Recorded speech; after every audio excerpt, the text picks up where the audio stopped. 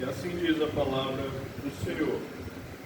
Sabemos que todo aquele que é nascido de Deus não vive em pecado. Antes, aquele que nasceu de Deus o guarda, e o maligno não lhe toca. Sabemos que somos de Deus e que o mundo inteiro jaz no maligno. Também sabemos que o Filho de Deus é vindo e nos tem dado entendimento para reconhecermos o verdadeiro. E estamos no verdadeiro, em seu Filho, Jesus Cristo. Esse é o verdadeiro Deus e a vida eterna. Filhinhos, guardai-vos dos ídolos. Vamos orar. Senhor nosso Deus e nosso Pai, nós te agradecemos, meu Deus, pelo Senhor nos permitir estar aqui. E agradecemos, meu Pai, porque nesse momento temos a Tua palavra aberta diante de nossos olhos. Nós rogamos, meu Pai, pela ação do Espírito Santo na nossa mente, no nosso coração, nos iluminando, meu Pai, para entendermos e tirarmos daqui lições práticas para as nossas vidas. Rogamos, meu Pai, que o Senhor nos abençoe neste momento, que fale aos nossos corações por meio da Tua palavra. Nós depositamos, meu Pai, isso em Tuas mãos e oramos em nome do nosso Senhor Jesus Cristo. Amém. Então, irmãos, nós estamos chegando aí nos finalmente da primeira carta de João. João tem falado muita coisa, tem falado sobre muita doutrina, tem falado muito sobre a pessoa do Senhor Jesus Cristo, tem falado muito sobre uma vida de santidade, né? Sobre as nossas responsabilidades diante da nossa vida em Jesus. E agora no finalzinho da carta ele resume, né, tudo aquilo que ele vem falando, apresentando grandes certezas que nós temos no nosso Senhor Jesus Cristo. Lá no versículo 13 ele fala da certeza de nós termos a vida eterna. No versículo 14 em diante, né, como nós vimos domingo, a certeza de termos as nossas orações respondidas por Deus. E agora nós chegamos ao versículo 18 e ao versículo 19, com o apóstolo nos falando sobre a certeza que temos em Jesus do livramento do mal. Se há uma certeza que nós temos, é que Deus, o Senhor Jesus Cristo, a ação do Espírito Santo na nossa vida nos trará livramento do mal deste mundo. E um dos grandes desafios que nós enfrentamos neste mundo é justamente o mal que reina ao nosso redor. Não é? Nós vivemos em um mundo que é tomado pela violência. Nós vivemos em um mundo em que as pessoas morrem de medo da violência. Se escondem dentro de suas casas, colocam grades em todas as portas e janelas. Muitos de nós vivemos uma verdadeira prisão. Por quê? Temos medo da violência deste mundo. Veja, mas esse desafio para nós, diferentemente do que muitos podem pensar, o nosso verdadeiro desafio não é sobreviver à violência. O nosso verdadeiro desafio é nós reagirmos à violência de forma santa. A grande dificuldade nisso é que o mundo que nós vivemos normalizou a violência. Não é verdade? A violência se tornou um tema comum, coisa do dia a dia, acontece. Né? Então, é tão normal que a violência é a característica principal de tantos e tantos filmes que passam aí na televisão, no cinema. A violência, ela é o assunto principal de filmes de ação, de filmes de aventura, né, de filmes de investigação, até mesmo de filmes de fantasia. Quantos e quantos filmes não existem aí mundo afora em que guerras e guerras são travadas, né, em que a violência é mostrada explicitamente. Diante disso, a violência e o mal se tornaram o quê? Entretenimento. As pessoas se entretêm com a violência, né, porque a violência se tornou algo natural, normal, normalizado na nossa sociedade. Tanto é que os programas de TV de maiores audiências são quais? Aqueles dos supostos fatos policiais. Programas que são pensados e produzidos e apresentados para o público para quê? Mostrar a violência que existe no nosso mundo.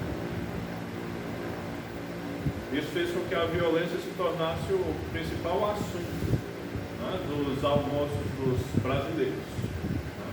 Eu lembro que quando eu trabalhava na empresa ali em São Gonçalo, às vezes eu ia almoçar num restaurante que tinha lá no centro.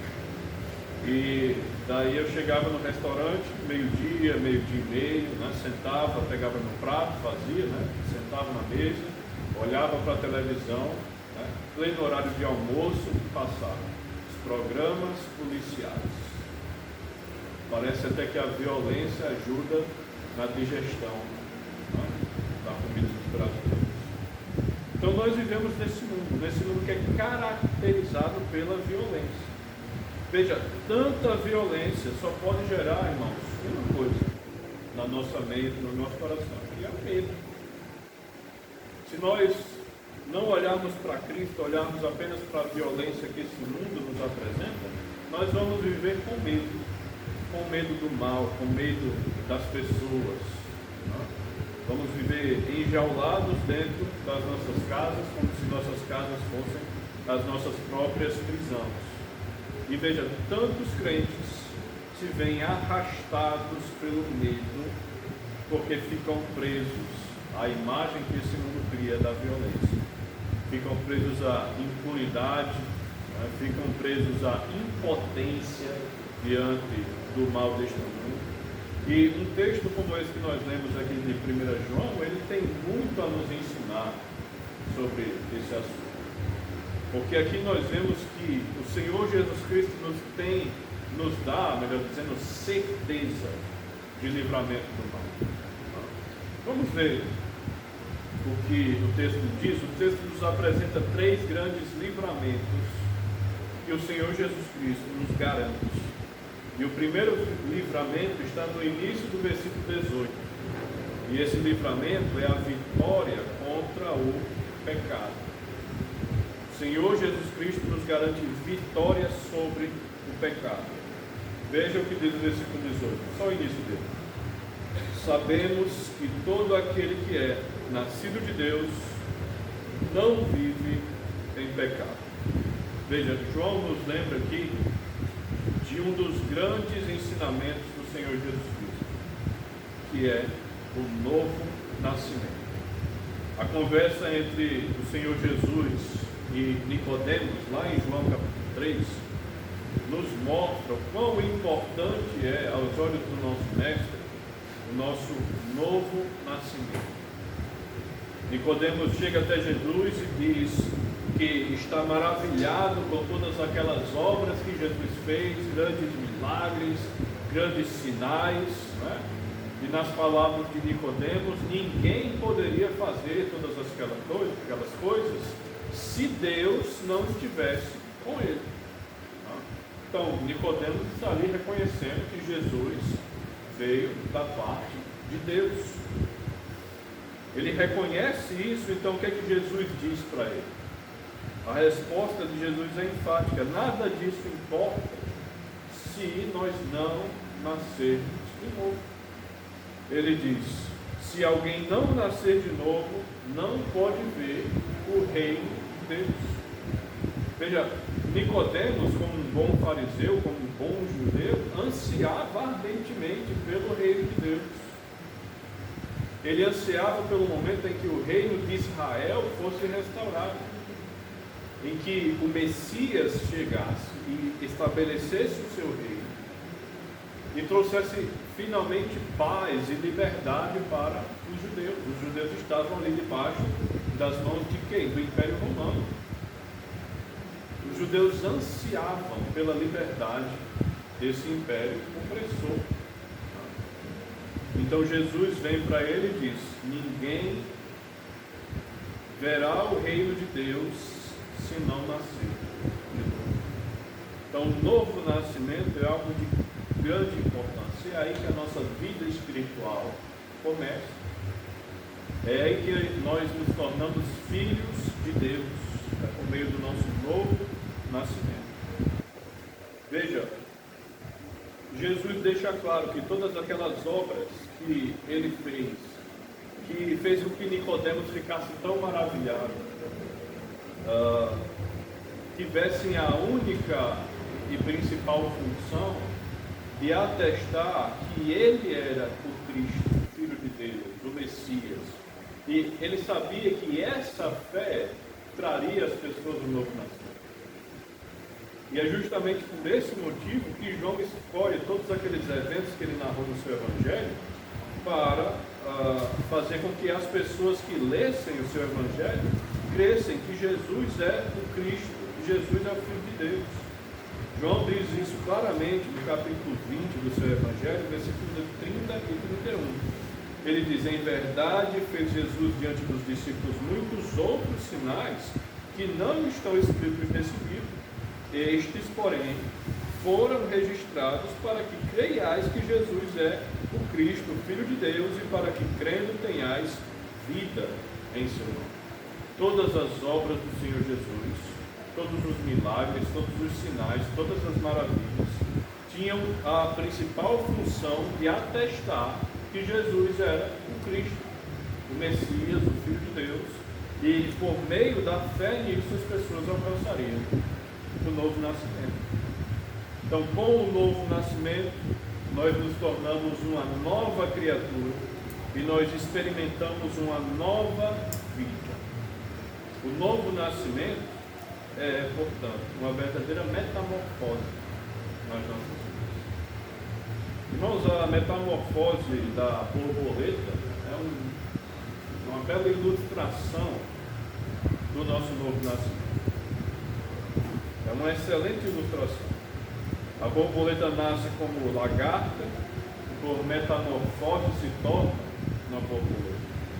O casulo, o corpo da lagarta, ele é dissolvido, desmanchado. Em outras palavras, a lagarta murcha e morre. E de dentro para fora surge um novo corpo, o corpo da borboleta. Às vezes a gente imagina que quando o lagarto entra no casulo é apenas para criar as asas, né? Mas não. É para refazê-la completamente. Aquele corpo morre por completo e surge de dentro para fora um novo corpo. Irmãos, a nossa nova vida em Cristo se assemelha a isso.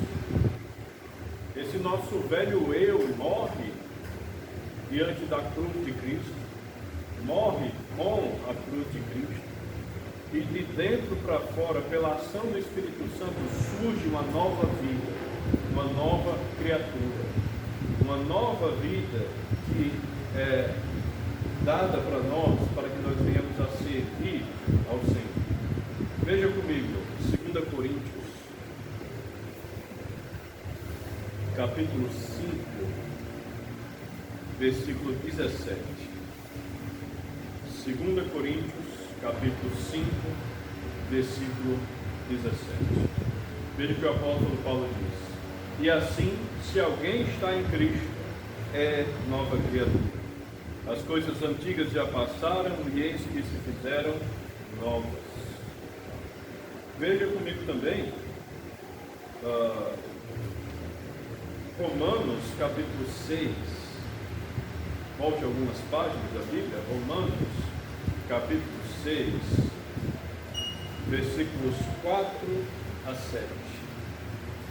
Fomos, pois, sepultados com ele na morte pelo batismo, para que, como Cristo foi ressuscitado dentre os mortos pela glória do Pai, assim também andemos nós em novidade de vida, porque fomos unidos com ele na semelhança da sua morte, certamente o seremos também na semelhança da sua ressurreição, sabendo isto, que foi crucificado com ele o nosso velho homem, para que o corpo do pecado seja destruído, e não sirvamos o pecado como escravos, porquanto quem morreu está justificado do pecado.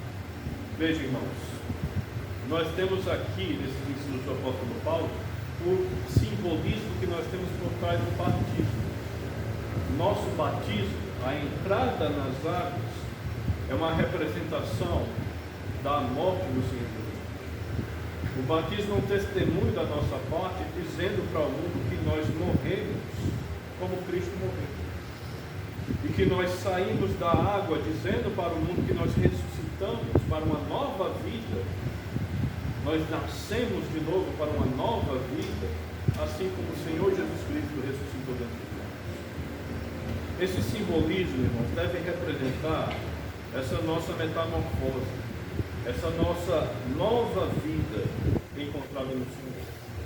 E essa nova vida é o que João fala quando ele diz: sabemos que todo aquele que é nascido de Deus, aquele que é nascido de Deus, aquele que passa pela nova vida, ele não vive em pecado. Ele não transforma a sua vida em uma prática completa do pecado.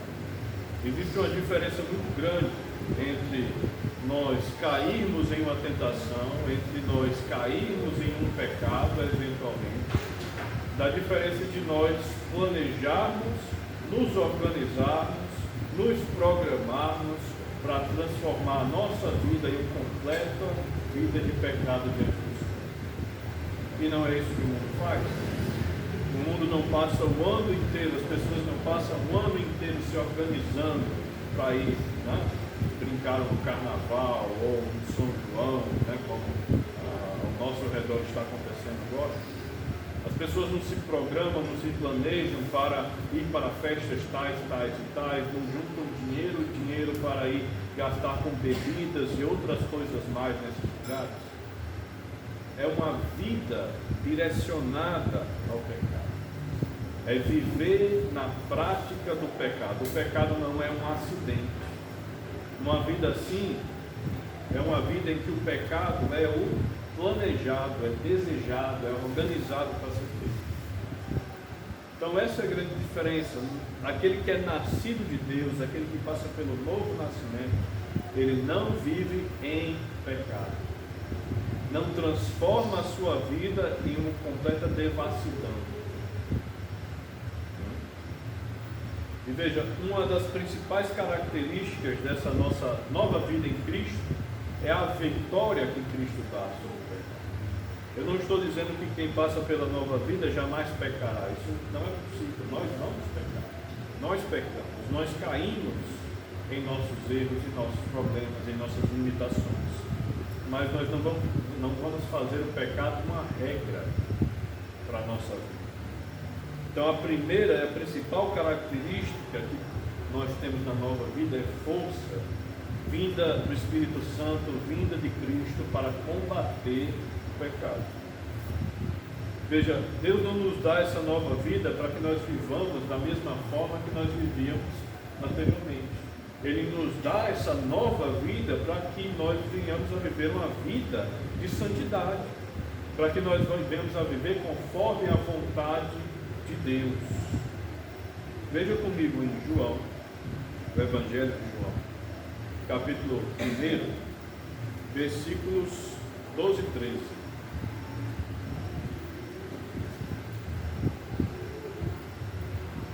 João, capítulo 1, versículos 12 e 13. João diz: mas a todos os quantos receberam, deu-lhe o poder de serem feitos filhos de Deus, a saber, os que creem no seu nome, os quais não nasceram do sangue, nem da vontade da carne, nem da vontade do homem, mas de Deus. A nossa nova vida é uma vida que nos é dada pela vontade de Deus. É a vontade de Deus que nos leva a ganharmos a sermos essa nova criatura. Então vamos usar essa nova vida para seguir não a nossa vontade, mas a vontade daquele que nos fez nova criatura. Irmãos, isso significa que nós devemos viver procurando seguir os passos de Cristo. Isso significa também que com muito esforço da nossa parte, nós vamos abrir mão da prática do pecado que antes dominava o nosso ser. Veja comigo, Efésios capítulo 4, versículo 22 e 23. Efésios capítulo 4, versículo 22, diz o seguinte: no sentido de que, quanto ao trato passado, vos despojeis do velho homem, que se corrompe segundo a concupiscência do engano, e vos renoveis no espírito de vosso entendimento, e vos revistais de novo homem, criado segundo Deus, em justiça e retidão, procedentes da verdade. Então, o desafio para nós aqui é vivermos revestindo a nossa vida, o nosso ser, desse novo homem que foi criado por meio do sacrifício do Senhor Jesus na cruz. Criado segundo Deus, criado em justiça, criado em retidão, criado na verdade do Evangelho. Nós devemos nos esforçar para transformar essas características, a justiça, a retidão, a verdade, como características da nossa vida. Nós devemos nos apropriar desses conceitos e transformar a nossa vida, a nossa nova vida, em uma vida de retidão, em uma vida de justiça, em uma vida de sabedoria da vontade de Deus. É isso que nós devemos fazer. Transformar essas coisas em realidade na nossa vida por meio de grandes coisas. E essa é a primeira aplicação que nós tiramos para nós. Nós devemos buscar em Deus livramento do mal, porque é Ele que vai nos capacitar a enfrentar o mal desse mundo. Nós vamos buscar no Senhor forças para que Ele possa nos proteger do mal que vem ao nosso redor, para que Ele nos proteja da armadilha, da cilada do inimigo, para que Ele nos proteja dos nossos pensamentos pecaminosos, para que Ele nos proteja do nosso desejo pecaminoso do coração. Veja comigo, 1 Coríntios,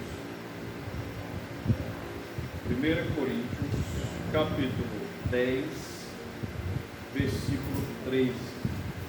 1 Coríntios, capítulo 10, versículo 13. Veja que o apóstolo Paulo nos ensina sobre como enfrentar as tentações. Ele diz: não sobreveio tentação que não fosse humana, mas Deus é fiel e não permitirá que sejais tentados além das vossas forças. Pelo contrário, juntamente com a tentação vos proverá livramento, de sorte que a possais suportar. Veja, irmãos, fazer esse versículo realidade em nossas vidas deveria ser um dos nossos primeiros pedidos de oração, todos os dias. Pedir a Deus livramento do mal, livramento do pecado. Pedir a Deus que Ele nos capacite para que nós venhamos a suportar as tentações, a enfrentar a tentação e dizer para ela: não, eu não vou cair nesse pecado. Quando vem o pensamento, nós ignoramos. Quando vem o desejo no nosso coração, nós ignoramos. Quando Satanás coloca a armadilha diante de nós, nós dizemos não. Por quê? Porque Deus nos capacita. Esse é um livramento que nós encontramos no Senhor Jesus. É força que o Espírito Santo nos dá. É uma certeza que nós temos no Senhor. Vamos então fazer disso, irmãos, nossas orações. Vamos orar diariamente: Senhor, me dá livramento da tentação, me dá livramento da armadilha do diabo, me dá livramento do mal deste mundo. É isso que nós devemos pedir ao Senhor.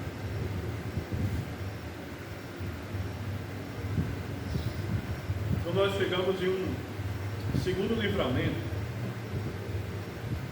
que João nos dá certeza, lá no capítulo 5, versículo 18. 1 João 5, 18.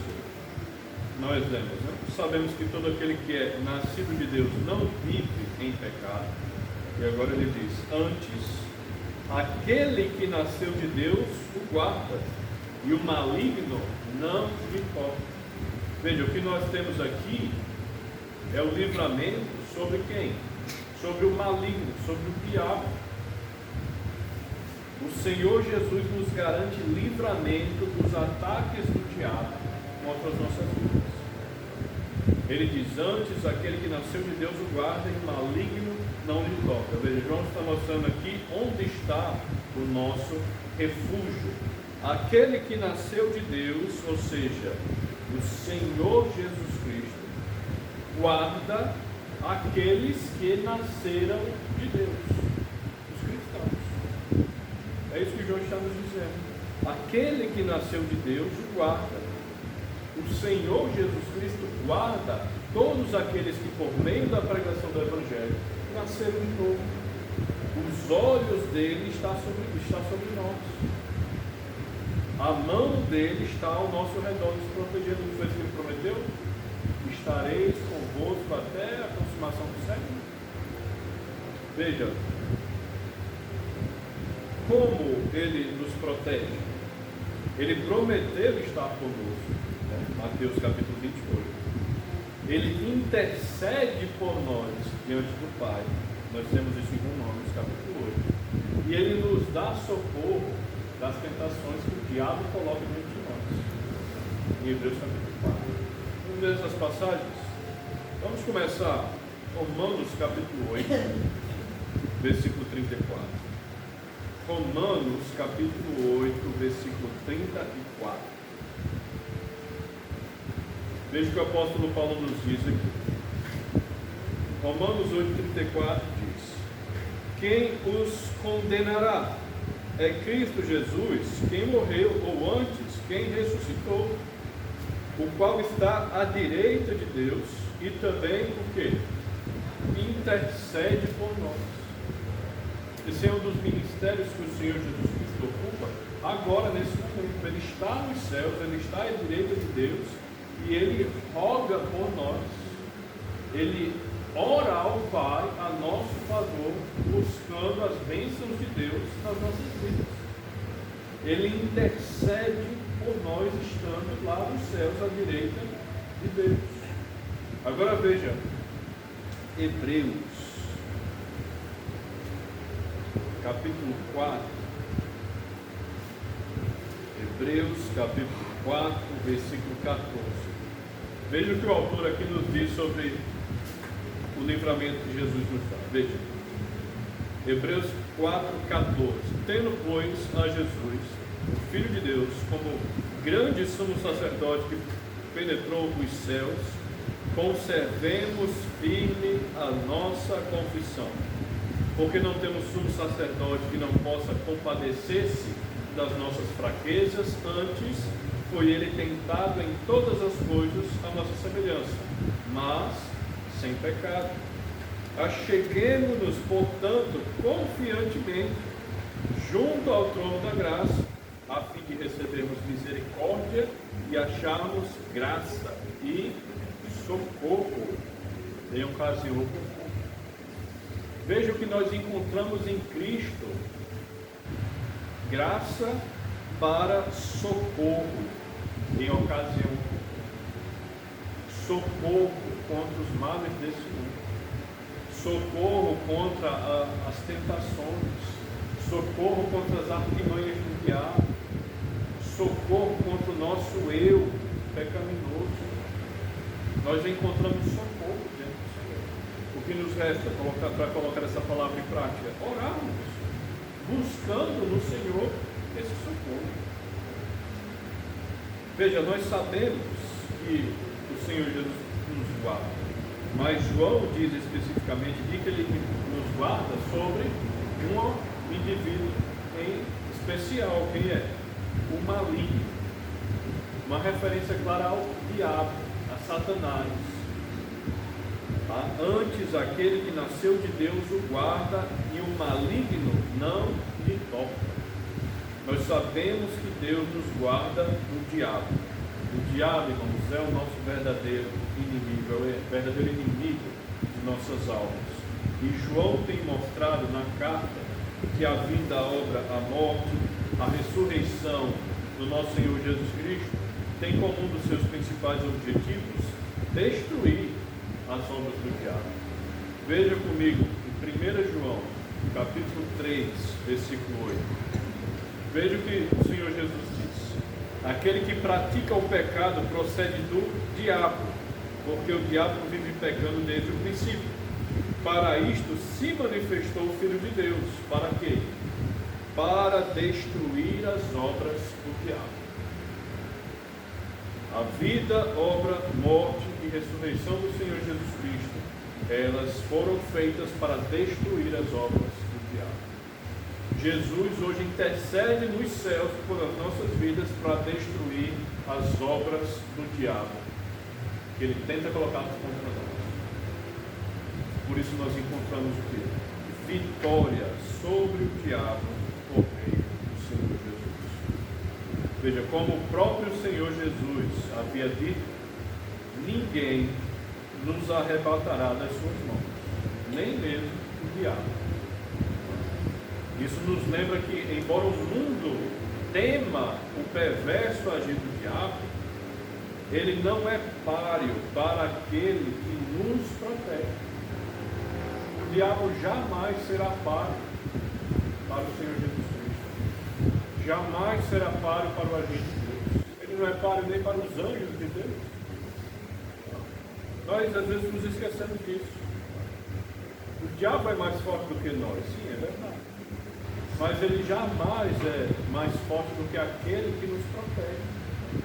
Isso acontece às vezes porque nós temos aquela visão pagã, mundana do diabo. Nós às vezes esquecemos de quem o diabo é. Às vezes nós pensamos no diabo como se fosse o síndico do prédio.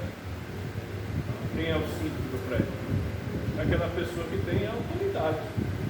É aquela pessoa que trabalha para colocar a vontade, né, do condomínio em primeiro lugar.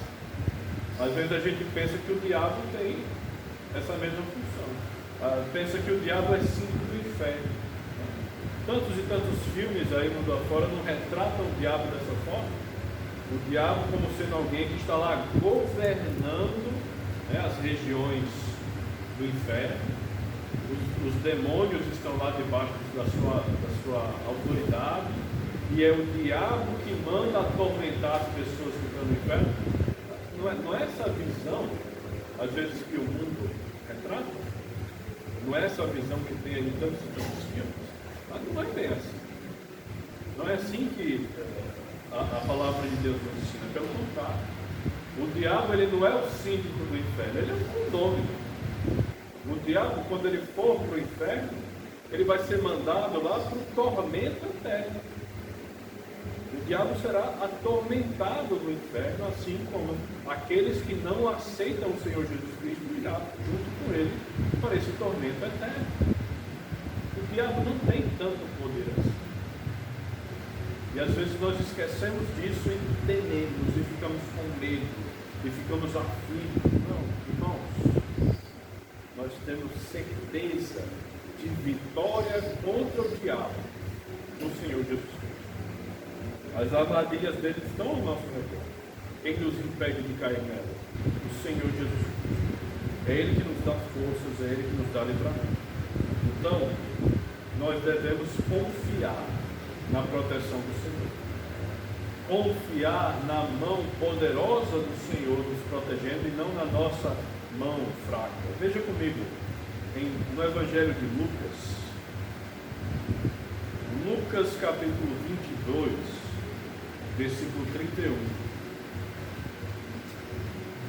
Lucas capítulo 22, versículo 31. Vamos ver aqui o que é que o Senhor Jesus ensina ao apóstolo Pedro.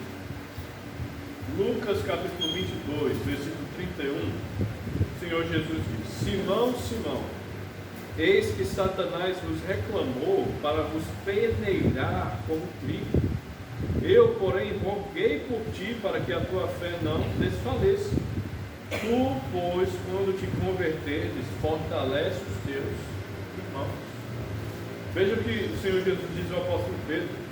Ele diz que o diabo iria peneirado como trigo. Como é que as pessoas peneiravam o trigo naquela época? O trigo vinha em galinho, né? Galinho seco. Então eles precisavam separar o grão da casca do grão e separar também do galho. como é que eles faziam isso? Batendo. Tá? Peneirar, como a palavra de Deus diz, dá a ideia que nós estávamos com a peneira assim, balançando, né? E o trigo caindo no chão. Não era bem assim. O trigo era espalhado em uma superfície dura e lisa, colocava-se uma pedra em cima, e aí um boi puxava a pedra para quê? Para moer, fazer um atrito, pressão, tá? Quebrar o galho, quebrar a casca, para restar só o quê? O grão. Para do grão se fazer a farinha, para do grão se fazer o pão. Então, o que o Senhor Jesus está dizendo para Pedro, Satanás vai pegar você, vai moer e vai quebrar. Mas o que é que ele diz? Eu, porém, roguei por ti, para que a tua fé não desfaleça. Então, nós conhecemos a história, né? Satanás fez isso. Pedro negou Jesus. Satanás pegou Pedro e moeu. Mas a palavra de Jesus aqui não se estabeleceu. Pedro não permaneceu fiel. Pedro não permaneceu firme após a ressurreição do Senhor Jesus Cristo. Pedro não liderou a igreja durante tanto tempo. Pedro não evangelizou tantas e tantas vezes. Pedro chegou a pregar e 5.000 pessoas se converteram de uma só vez. Por quê? A oração do Senhor Jesus. Eu roguei por ti para que a tua fé não desfaleça. Irmãos, Jesus faz o mesmo por nós, por todo mundo, por cada um de nós, para que a nossa fé não desfaleça, para que a nossa fé não se acabe, para que o nosso desejo de servir ao Senhor não acabe. Irmãos, vamos buscar o Senhor e vamos confiar na proteção que Ele nos dá. Vamos voltar lá para 1 João, veja comigo, capítulo 2, versículo 14. Veja o que o apóstolo João fala no finalzinho do versículo 14. Ele diz: filhinhos, eu vos escrevi porque conheceis o Pai. Pais, eu vos escrevi porque conheceis aquele que existe desde o princípio. Jovens, agora quero chamar a atenção para isso. Eu vos escrevi porque sois fortes e a palavra de Deus permanece em vós. E tendes vencido o maligno. Tendes vencido o diabo. Tendes vencido Satanás. Porque a palavra de Deus permanece em vós. Irmãos, nós temos em Jesus grande proteção contra os artimanhos do diabo. Vamos confiar na palavra dele. Vamos confiar na promessa que ele nos dá. Vamos confiar naquilo que ele diz e que ele cumpre na nossa vida a todo momento. Chegamos a um terceiro e último livramento que nós vemos nessa passagem. Veja o que nós temos agora no versículo 19, 1 João, capítulo 5, versículo 19. O apóstolo João escreve: sabemos que somos de Deus e que o mundo inteiro jaz no maligno. O Senhor Jesus nos garante vitória sobre o mundo. Veja, ele diz, né? João diz: sabemos que somos de Deus e que o mundo inteiro jaz no maligno. Essas palavras são uma conclusão lógica de tudo aquilo que João vem dizendo nesses últimos versículos do capítulo 5. João diz que nós somos de Deus, mas como nós sabemos disso? Como sabemos que nós somos de Deus? Olhe o versículo 13 em diante. Nós sabemos que somos de Deus, primeiro, porque o Senhor Jesus intercede por nós. Versículo 18. Nós sabemos que somos de Deus porque nós não vivemos na prática do pecado, como nós acabamos de ver. Nós sabemos que somos de Deus porque nós temos certeza de que Deus ouve as nossas orações e que Ele responde às nossas orações. Nós vimos aí no versículo 14 até o 17. Nós sabemos que somos de Deus porque temos certeza da vida eterna. Versículo 13. Estas coisas vos escrevi a fim de saberdes que tendes a vida eterna, a vós outros que credes, em o nome do Filho de Deus. Nós sabemos que somos de Deus porque nós cremos no nome do Filho de Deus. Todas essas coisas provam que nós somos de Deus. Veja, em 1 João, no capítulo 1, versículos 12 e 13, veja que João diz: filhinhos, eu vos escrevi porque os vossos pecados são perdoados por causa do seu nome. Pais, eu vos escrevo porque conheceis aquele que existe desde. Perdão, irmão, eu estou lendo a passagem errada. Não é 1 João, é o Evangelho de João. João, capítulo 1, versículo 12 e 13, a passagem que nós já lemos. Os quais, mas todos quantos receberam, todos quantos o receberam o Senhor Jesus, deu-lhes o poder de serem feitos filhos de Deus, a saber, os que creem no seu nome. Nós somos de Deus porque nós cremos no nome do Filho de Deus. Versículo 13. Os quais não nasceram do sangue, nem da vontade da carne, nem da vontade do homem, mas de Deus. Nós nascemos de Deus, nós somos de Deus, porque nós cremos no nome do Filho de Deus. Veja, nós somos de Deus, mas o sistema que rege o mundo que nós vivemos não é. Como o próprio João disse já em 1 João, o mundo inteiro jaz no maligno. Nós não podemos esquecer que todos aqueles que estão distantes de Cristo, que vivem na incredulidade, vivem conforme a vontade do maligno. E essa vontade do maligno que reina no mundo que nós vivemos. Veja Efésios, capítulo 2. Efésios capítulo 2, versículos 1 e 2, o Senhor, na verdade o apóstolo Paulo diz: Ele vos deu vida, estando vós mortos em vossos delitos e pecados, nos quais andastes outrora, segundo o curso desse mundo, segundo o príncipe da potestade do ar, isto é, Satanás, do espírito que agora atua nos filhos da desobediência. Irmãos, isso é um retrato do mundo em que nós vivemos. Sem Cristo, é assim que nós seríamos. Antes de termos Cristo, era assim que nós éramos. Nós éramos pessoas mortas nos nossos delitos e nos nossos pecados. Nós andamos outrora só para cometer delitos e pecados. Nós vivíamos segundo o curso do mundo que jaz no maligno. Nós vivíamos segundo a vontade de Satanás, que é o príncipe da potestade do ar. Nós vivíamos segundo o agir do Espírito que atua em quem? Nos filhos da desobediência. Esse é o nosso retrato, sem Cristo. Mas com Cristo nós somos nova criatura.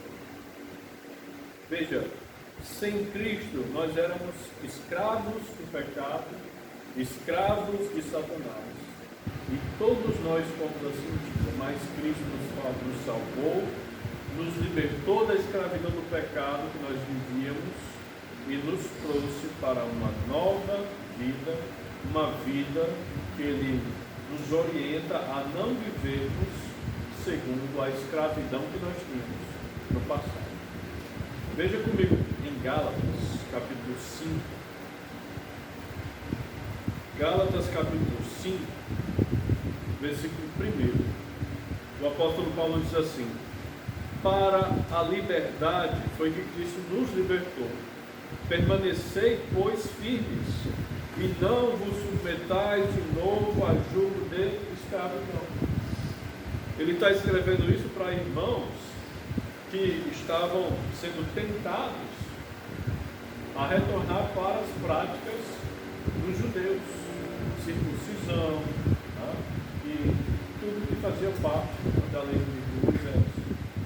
Por quê? Porque falsos mestres chegaram até as igrejas da Galácia e começaram a pregar isso. Ah, ótimo que você aceitou Jesus, mas olha na lei aqui, ó, você tem agora que cumprir tudo isso que Moisés escreveu. Foi isso que aconteceu lá. Os irmãos estavam tentados a retornar para a prática dos judeus por conta do ingresso de falsos mestres no seu meio. O que é que ele diz? Cristo nos libertou. Cristo nos libertou da lei, Cristo nos libertou do pecado, Cristo nos libertou da força de Satanás. Cristo nos libertou daquilo que nos levava a viver uma vida que desagradava ao Senhor. Nós não podemos voltar a essa escravidão. Não podemos voltar a viver uma vida de prática do pecado. Pelo contrário, devemos viver uma vida santa, uma vida que reflita essa liberdade encontrada no Senhor. Então nós não podemos, após a nossa liberdade em Cristo, voltar a nos comportar como escravos do pecado. É inadmissível. Então chegamos a uma última aplicação. Nós devemos confiar no poder que Cristo nos deu para nos libertar, nos livrar do pecado. Veja comigo em Mateus capítulo 26. Evangelho de Mateus, capítulo 26, versículo 41. Mateus 26, 41, Jesus diz: vigiai e orai, para que não entreis em tentação.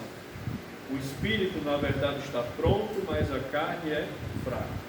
Embora o Espírito Santo esteja conosco, embora Deus esteja ao nosso lado, embora o Senhor Jesus interceda por nós, a nossa carne ainda é fraca, ainda é suscetível às tentações. Nós precisamos, pois, vigiar, nos esforçar para não cair nessas armadilhas, não cair nos nossos pensamentos e nos nossos desejos. Nós devemos estabelecer estratégias. É isso que Jesus quer dizer com vigiar. Vigiar é estar atento, é desenvolver estratégias para não cair no pecado. O que é que nós podemos fazer? Nós podemos desenvolver a prática, o hábito de estar sempre em oração, como nós falamos mais cedo. Orar rogando a Deus por livramento, rogando a Deus por força para resistir às tentações. Nós podemos desenvolver também a prática de meditação nas Escrituras. Veja, eu estou falando meditação, não é leitura. Existe uma diferença grande de você abrir a palavra de Deus e ler, de você meditar naquilo. Nós perdemos muitas vezes a prática de ficar contemplando mentalmente aquilo que lemos. Nós às vezes estamos apressados para terminar a leitura daquele livro ou daquela carta, terminar logo para passar para o próximo, e aí nós esquecemos que nós deveríamos estar com a nossa mente trabalhando para tirarmos dessas palavras da Bíblia grandes aplicações práticas para as nossas vidas. Como nós fazemos isso? Meditando, contemplando, ruminando a palavra, sempre trazendo a palavra de volta à nossa mente, refletindo nela e buscando cada vez mais aplicações para a nossa vida.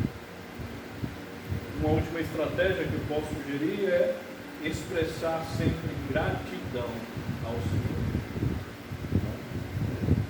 Sempre estar prestando ações de graças ao Senhor pela obra dele, pela misericórdia dele, pelo trabalho dele em nossas vidas. Veja, ingratidão, irmãos, é porta de entrada. Uma última estratégia é nós fecharmos os nossos olhos para o pecado. fecharmos os nossos olhos diante da cobiça, diante da lascívia, porque são os nossos olhos, ou melhor dizendo, são por meio dos nossos olhos que essas coisas entram na nossa mente e entram no nosso coração. Vamos fechar os olhos e vamos buscar ter uma vida que agrada a Deus. Concluindo, vamos concluir com as palavras do próprio João, que diz lá no capítulo 5, versículo 4: que é nascido de Deus, vence o mundo. E esta é a vitória que vence o mundo dos mortos, a nossa fé. É a nossa fé que vence o mundo. Vamos ter isso ardendo no nosso coração. Vamos vencer o mundo por meio da nossa fé. Vamos orar.